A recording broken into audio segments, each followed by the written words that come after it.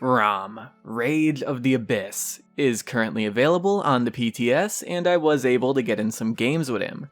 I have been incredibly excited for this character, so there is a lot I want to talk about. Quick rundown in case you don't know anything about Raum. He is our newest frontline, and he's an Abyssal Lord who was freed from the Abyss. There's only one thing he cares about, and that is eradicating everything in his path, and you better believe that reflects onto his kit.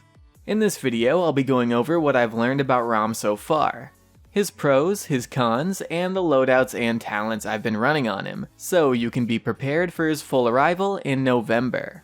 First, let's talk about his weapon, the Hellfire Gatling. This hit scan minigun sports 500 bullets and has around 900 DPS. However, it does have a spin-up time, and on top of that, it does have a pretty big spread. The weapon is most effective at close to mid distances. Any farther than that and the spread is going to keep you from doing any real DPS. You can stop firing for a quick moment and start firing again before the weapon fully spins down in order to get quick bursts of accuracy for poking enemies. But that's still of course a big DPS dampener. Also, when you fire your weapon, you do get a heavy 50% self-slow. His right-click, Ignition, does improve his minigun by allowing you to bypass the spin-up, as well as give you infinite ammo for 3 seconds. Temporary infinite ammo, combined with 500 bullets, allows you to be firing for a long time. So even though Raum isn't a very bursty character, he can still do a lot of damage over the entire course of a game, since your weapon downtime is very low. Then there's his first ability, Soul Harvest. So when you hit a target with 6 bullets, their soul fragments and falls to the ground. What Soul Harvest does is pull these souls to you, and for every soul you pick up, you get 200 more max health. Since this is of course max health, it is uncauterizable. You can get up to 4,000 more health in the form of this soul armor, to stack on top of your normal 4,500 health. Also, whether or not there are any souls on the ground, activating Soul Harvest will always give you some health, so it is still useful even if there are no souls on the ground. Now keep in mind, he doesn't have a barrier in his kit, so this uncauterizable max health is how he stays alive. He's a very big guy, the biggest in the game, so this health mechanic does act as his defensive ability. Then there's his movement ability, Juggernaut. After a brief windup, you start running forward. Any enemy you collide with will get hit for 700 and be knocked up. You do have some limited turning with this, so you can turn around and hit people again. This ability has a long duration and can take you a great distance, but you can of course be attacked and CC'd during it, so you're not invincible. Also, when you come out of the ability, there is a small lockout where you can't attack. Pair this with your spin-up time and it'll be a bit before you're able to attack. In order to lower this period of vulnerability, I recommend only using Juggernaut offensively if your right-click isn't on cooldown, since your right-click will allow you to bypass your spin-up and fire sooner. You do still have to deal with the small lockout, but it's way less time wasted. I do also want to talk about some concerns I've seen about Raum possibly being a better Ruckus and casting Ruckus out of the game in a way. Don't worry, that's not the reality at all. Ruckus is all about putting out a ton of damage and diving squishy targets. Ruckus doesn't have a big weapon spread, he has burst, and can attack while dashing, so he is way better at fulfilling his own role. Raum and Ruckus don't play in really any similar way either. So don't worry Ruckus players, Raum is not going to take Ruckus' spot. Alright, back to Raum. Next is his ultimate, Cataclysm. You gain CC immunity and stomp the ground, breaking it in front of you. Any target caught in the AoE of the stomp is hit for 999, and they are briefly stunned. This ultimate does break barriers and deployables, and it charges faster than most ultimates. This ult does do a lot, but I do want to say that it is rather easy to avoid. It has a clear windup, and the AoE does have travel time, so there is a fair opportunity to avoid it. When Raum is about to stomp the ground, enemies can use a movement ability to get out of the way, or use an invulnerability ability to block it. So Raum players, wait for your targets to use their escape abilities before you attempt to hit them with your ultimate. Also, you don't need to always use your ultimate to secure kills. Using it to make yourself CC immune to counter other ultimates, or using it to break something like Barrick's ultimate, are great uses of it as well. Like for example, if an Inara or Saris attempts to ult your team, counter-ult them. You won't be CC'd, and you'll stun them while your teammates are stunned, so the enemy won't be able to hurt them. Now talents. The first one is Enforcer. You gain 75% DR while in Juggernaut. The main use I see for this is to have a reliable escape for when you're low.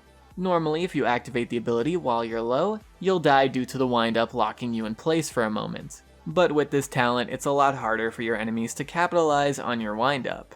Then there's Earth Splitter. This increases your ultimate charge rate by 60%, effectively making your ultimate another ability in a sense.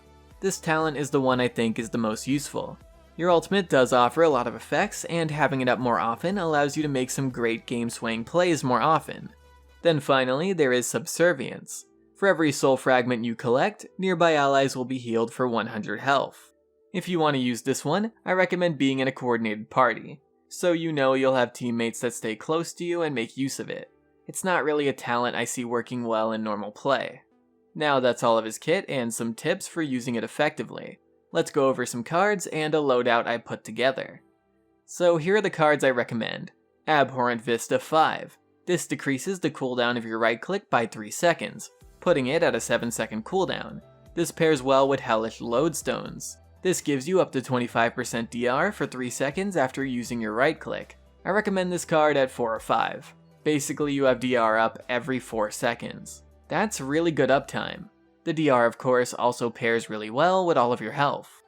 Next I recommend Sinister Allies at 4 or 5. This gives you up to 75% more max health. The reason I recommend this is because this does increase your base health, and your soul armor will scale off of the increased amount, so you'll be able to get up to around 10k max health. That is a ton of health to pair with your DR. Then for fillers, I recommend Subjugation. This increases the distance of Juggernaut by 8%. Another filler I recommend is Shattered Essence. Every soul fragment heals you for 20 more. Of course, you don't have to follow that loadout card for card or anything. It's only a recommendation based on what I found was working well. In case you want to know why I picked right-click DR over Soul Harvest DR, you can of course have right-click DR up more often, and every time you use your right-click, you're going to be aggressive, so that is of course when you would most want the DR. You could run both DR cards, but I don't really think it's worth it. I already explained why the right-click DR fits so well. Unlike it, Soul Harvest isn't always going to be used when you need the DR. It can be, but not always. It's also going to be used way less often than the right-click DR, and that's not really enough to justify running it. I think it's way more effective to use the right-click DR on top of the more max health. Now, how effective is Raum? Many of us, myself included, were saying he would end up being OP. Now it is of course still early, so anything can happen. We probably won't be positive on where Raum stands until a week or two into his live release. But currently, based on what I played, both as and against him, he doesn't really feel that OP. He does have a lot going for him on paper, but he does have several weaknesses that can be exploited, and plenty of counterplay. I already explained some, but let's go over some more. Since he is basically all max health, he is rather weak to percent damage. Skye, Cassie, Maeve, even Tyra with Burn Monster mess him up pretty bad. Yeah, that's right, Burn Monster. Raum gets slowed heavily while firing, so it is pretty difficult for him to quickly stop firing and escape the fire before a ton of his health is already gone.